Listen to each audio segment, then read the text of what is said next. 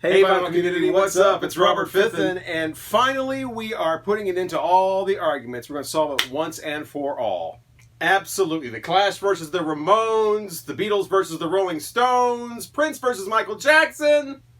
Yeah, so let's not waste any time. Let's get right down to it. Van Halen, what's it going to be? Van Halen with David Lee Roth, or what was commonly known as Van Hagar with Sammy Hagar? You know, I think they're both versions of this group. Huge stadium acts. They were, you know, they can still fill a crowd. They can still sell all kinds of albums. Their songs were always on the radio, both versions. They never really went away. Yeah, they stayed relevant that whole time, but, you know, both versions had kind of their own thing going on a little bit, but it was still ultimately Van Halen, but they always get compared, so who's better? It's all said and done, though. I think you got to give it up to the David Lee Roth Van Halen. These songs are tight, they're fun, they're energetic. Here as a young band with a super charismatic lead singer. You put that with the talents of Eddie Van Halen. You put that with the harmony of all three guys. You've got an incredible act here that's hard to beat. I mean, Sammy Hagar, okay, but, well, I'm from St. Louis, and so we love our Sammy Hagar. Sammy Hagar loves us, coming around doing 4-hour concerts. Just this long relationship, so it's hard to like dismiss the Sammy Hagar Van Halen so quickly. Plus, they added a whole new audience. That's not necessarily a good thing. I mean, rock girls always liked Van Halen, but the Van Hagar introduced like the mall girl walking out of Tape World singing, "How will I know?" Oh man, why don't you talk about VH3 with the Big GC? This album's a classic album. When Eddie Van Halen sings that song to his little boy, it's like they put the mic up to his heart, man. And when is Warner Brothers going to release this on vinyl, man? What's up? Oh, well, they should do it now. People could buy it while they're wearing a mask. So no one would know.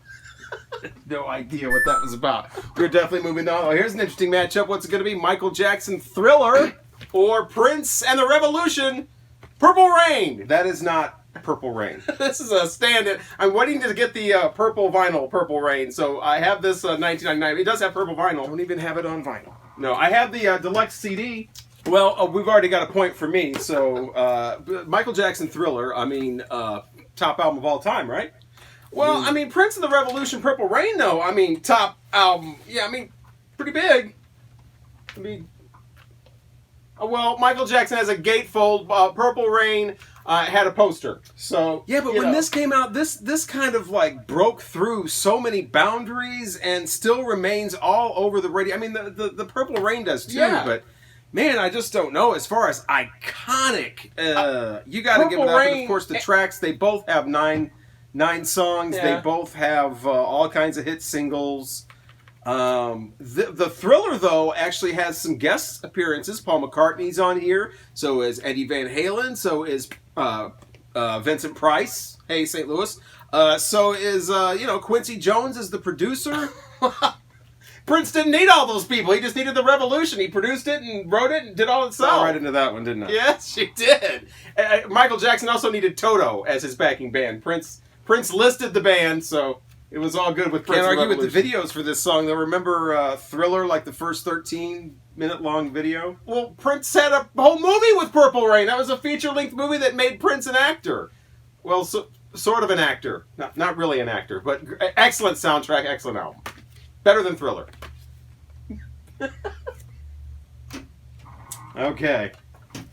Well, we're going to move on. What do you think? Kiss with the makeup or without the makeup? With makeup. With the makeup, yeah. That's obvious. Easy. Done. It's okay without the makeup, but we're going with Kiss with the makeup. But, I didn't take long at all.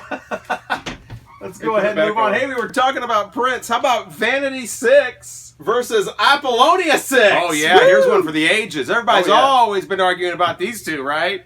Vanity 6 had Nasty Girl, and Apollonia 6 had Sex Shooter.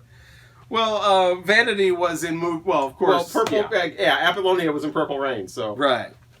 I don't think it matters. Whichever. Yeah. There's the back cover. Apollonia 6 had a teddy bear, though. That is true. Vanity just had the teddies. It's a toss-up, really. How about this one? But it is getting serious now. How about ACDC with Bon Scott or with Brian Johnson? Yeah, there's that big album right there. Hard to beat that. Man, I'll tell you, Bon Scott was fun guy, and I think when you listen to both versions, it's really kind of a more fun, youthful, energetic, just kind of a different experience when you're listening to the Bon Scott days. And who could beat, especially this album? Incredible. Well, this is pretty incredible, too. It's one of the top albums of all time, and everybody knows every song. It's one of those albums you play all the way through. Everybody loves it. Album sales, then let's just do like a chart of album sales and be done with it. I mean, this is what's the best, not what sold the most. Well, I mean, you can't argue. You Shook Me All Night Long's on here. Done. Brian Johnson. He was fun, too. I mean, he was fun in concert. I don't know. Bon Scott, I mean, I don't see Brian Johnson dressing up in pigtails and dancing around in a dress. That's what, you never knew what to expect with that guy. Fun stuff, like I said, youthful, energetic. I definitely prefer the Bon Scott ACDC. I think if you ask most people, though, they're probably more familiar with the Brian Johnson ACDC. All right, well, let's move on to some jazz now. Oh, okay. We're gonna figure it out. Miles Davis, Kind of Blue, or Bitches Brew? Now, Kind of Blue is obviously a triumphant jazz album, one of the most influential jazz albums of all time for bebop. Yeah?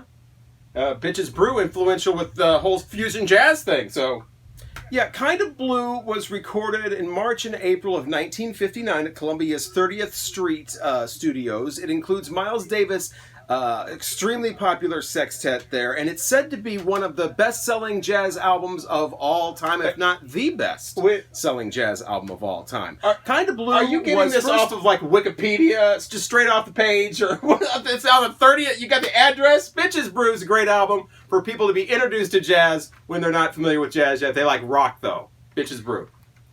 You know, maybe we should just get an expert. Maybe we should turn this over to somebody else. There's somebody could help us out with this one. Which one is it? You only can pick one. Miles Davis, Kind of Blue, or Bitches Brew. If we could get like a jazz aficionado, somebody. Oh, there we go. Sir, you're a jazz expert. What do you think? You can only choose one. Miles Davis, Kind of Blue, or Bitches Brew. Can you hear us? Or oh, he's thinking. Well, it's a big question. I mean, that's two iconic jazz albums and a lot to think about. Absolutely. Just take your time. We definitely want a correct answer.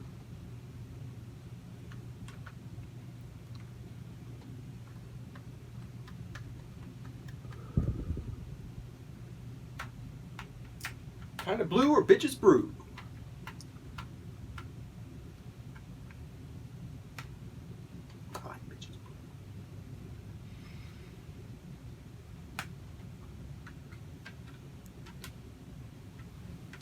John Coltrane. Hey, wait, John Coltrane, don't turn him off. John Coltrane played on Kind of Blue. I think he agrees with you, right? Right? Yeah, okay, back to the rock. Ramones debut album here. Do we do the Ramones or the Clash? Ramones, man. I mean, this is punk rock. This is where it started. These guys are pioneers. Well, this is New York City, CBGB. This is the scene. This is the Ramones. Yeah, but the Clash were so much more. I mean, they were fun stuff like the Ramones, but they were mostly the political stuff. They changed the whole sound around. Blitzkrieg Bop and Sheena's a punk rocker, and I Want to Be Sedated, and all those Rock and Roll High School and the movie and the whole like attitude and but the Clash definitely had some attitude as well, and people call them the only band that ever mattered, so they were better than everybody. So yeah, I will go with the Clash. Ramones are fun though. Ramones are fun. Hey, the Clash. Why are you guys always talking about old music? You should listen to some new music, like this new K-pop I got in. It's on pink vinyl.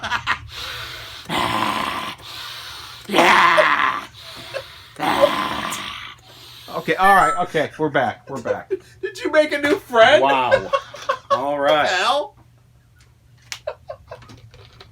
Yeah, I could use a drink too. So trying to figure out all these arguments, trying to decide, the classics, Kiss without the makeup or with the makeup, Bon Scott or Brian Johnson. How about the Carpenters or Rage Against the Machine? Oh, well, yeah. So I'm talking about some Carpenters against Rage Against the Machine, an age-old argument. We're going to settle it right now. And I say it can't be argued. They're too different. I say you can, and I say Carpenters. And here's why.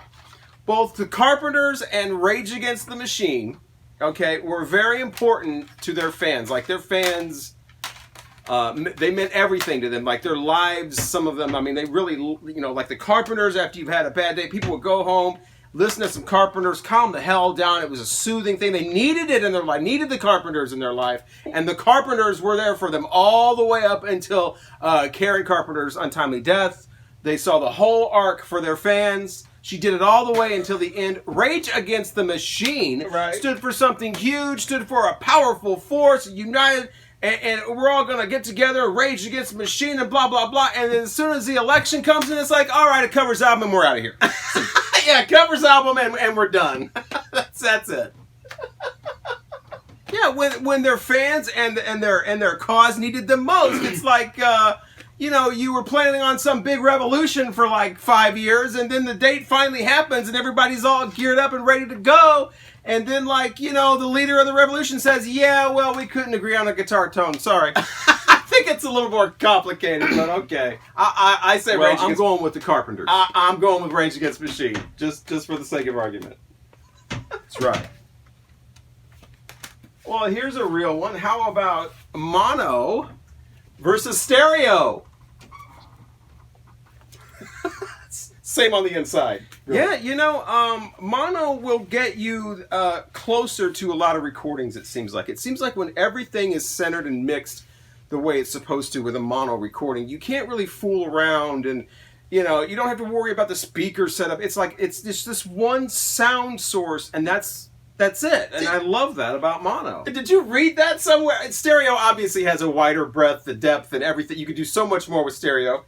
And I used to love turning off the different instruments and flip it, adjusting stuff. So yeah, it's fun. It sounds great. I don't know. If you listen to some of the recordings, like especially if you know about the recordings, like the early ones from bands like the Beatles even, they spent hours mixing those monophonic recordings to get those perfect. And the stereo ones, you can look back on the old recording and mixing dates. They spent like a day or two. It was...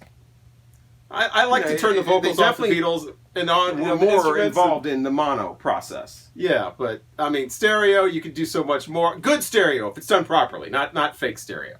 But yeah, psychedelic stereo, awesome. Love stereo. Hey guys, I don't know. I can't hear a difference. Thank you, Vinny. Well, you knew this one was coming. Black Sabbath with Ozzy Osbourne or with Ian Gillan. Ozzy.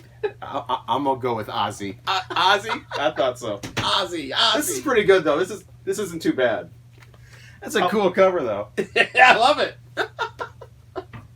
We should have that record. All right, we're moving on here. It's getting intense. How about Hank Williams Jr. or Charlie Pride?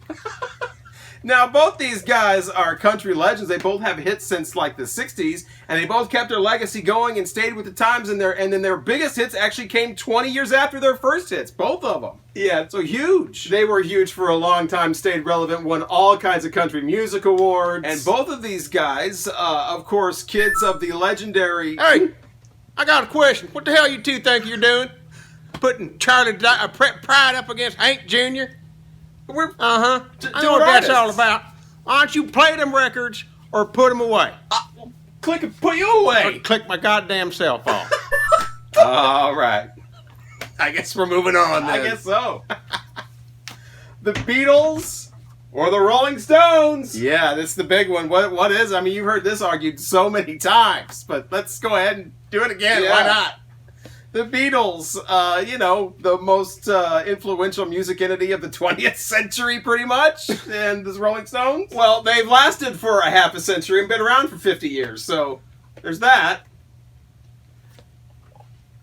Well, the Beatles, were around for 8 years and pretty much did more than that in that small amount of time. The Rolling Stones just keep on going, putting out, albums that are like, oh, well, that's cool. And then they move on and everybody's forgot about that album in a year. And then we move on. And in 4 years, they put out another one. And Rolling Stones put out albums that classics. Were vital way into the 90s. So, yeah, at least late 80s.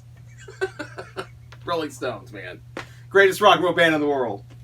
Come on. Well, I still stick with the Beatles. I mean, you can't argue with these songs. I mean, that's the thing. I mean, all of this music, all of this growth, like I said, in an 8-year span.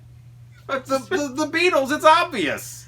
Well, the Rolling Stones are more like the durable rock band. The Beatles are like the question should be Revolver or Rubber Soul. I mean, that's Revolver. That's the real question. Revolver. Yeah, right, exactly. Revolver. Yeah. Come on, no question.